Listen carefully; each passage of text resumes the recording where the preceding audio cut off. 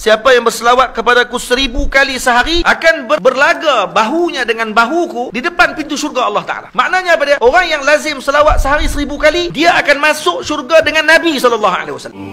Apa ubat yang ditinggalkan oleh Rasul untuk kita selamatkan diri kita dengan cabaran akhir zaman ni? Ubat dia apa dia? Ubat dia adalah dengan cara kita membanyakkan salawat kepada Nabi kita Muhammad SAW. Ada satu cerita Sayyidina Abdullah bin Mubarak radhiyallahu ta'ala anhu, waktu ketika mana selesai beliau tawaf, beliau bersandar di tiang dalam Masjidil Haram menghadap ke arah Kaabah. Ketika dia tengok Kaabah, dia nampak seorang lelaki sedang bertawaf. Yang mana lelaki ni mengangkat kaki, letak. Lambat jalan dia. Sayyidina Abdullah bin Mubarak terus pergi kepada lelaki tersebut dan tanya kepada dia, apa yang sebabkan kamu jalan lambat ni? Kata dia, saya berselawat kepada Nabi dengan setiap langkahan kaki saya. Setiap langkah saya berselawat kepada Nabi. Dia kata, apa yang menyebabkan kamu buat macam tu? Maka lelaki ni pun cerita. Dia kata, wahai tuan, dulu saya dalam perjalanan bersama dengan ayah saya. Saya dalam perjalanan untuk menunaikan haji. Sampai di pertengahan jalan kami datang naik kapal. Sampai di pertengahan jalan kami berhenti berehat. Ayah saya jatuh sakit dan dia dicabut nyawanya oleh Allah Ta'ala pada malam tersebut. Yang lebih menyedihkan saya, ayah saya bertukar kulitnya menjadi gelap yang segelap-gelap, yang menunjukkan bahawa dia ini adalah orang yang mati dalam keadaan su'ul khatimah. Kata lelaki ni, ketika ayah saya malam tersebut bertukar wajahnya segelap-gelapnya, dan saya tahu kata ayah saya su'ul khatimah, buruk kematiannya. Saya menangis panjang malam tersebut di sisi ayah saya, karena saya bimbang bagaimana nak jawab esok dengan kawan-kawan yang lain yang bersama dengan kami dalam rombongan. Pada malam tersebut, waktu ketika saya sedang menangis, saya tidur, mimpi saya bertemu dengan seorang lelaki yang kulitnya putih kemerah-merahan, memakai pakaian yang segak putih, memakai serban, masuk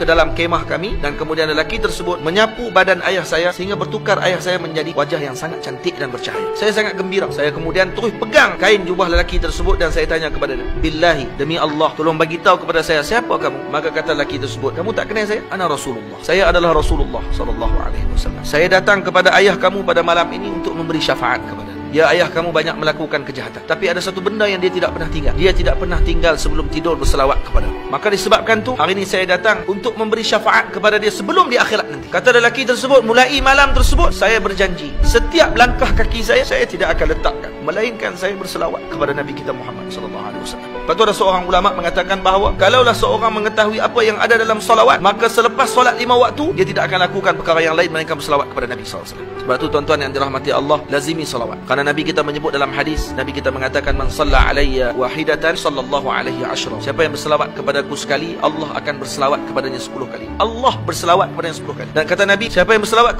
kepadaku 10 kali, sallallahu alaihi mi'ah, Allah Ta'ala akan berselawat kepadanya 100 kali. Dan kata Nabi lagi, man shalla alayya mi'atan sallallahu alaihi alfa. Siapa yang berselawat kepadaku sehari 100 kali, Allah berselawat kepadanya 1000 kali. Dan kata Nabi sallallahu alaihi wasallam dalam hadis, man shalla alayya alfan fi kulli yawmin alfa marrah. Siapa yang berselawat kepadaku 1000 kali sehari akan berlaga bahunya dengan bahuku di depan pintu syurga Allah Ta'ala. Maknanya apa dia? Orang yang lazim selawat sehari 1000 kali, dia akan masuk syurga dengan Nabi SAW. Siapa yang berselawat kepadaku sehari 1000 kali, Allah mengharamkan jasad dia daripada api neraka Allah Ta'ala. Maksudnya orang yang selawat 1000 kali sehari, dia ni bukan ahli neraka dah tuan-tuan. Cuma saya nak minta tuan-tuan semua bakal ikut saya ramai-ramai. Jazallah anna sayyidana Muhammadan sallallahu alaihi wasallam ma huwa ahluh.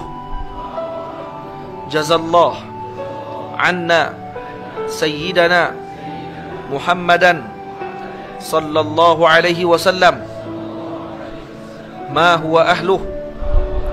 Jazallah anna sayyidana Muhammadan sallallahu alaihi wasallam ma huwa ahluh.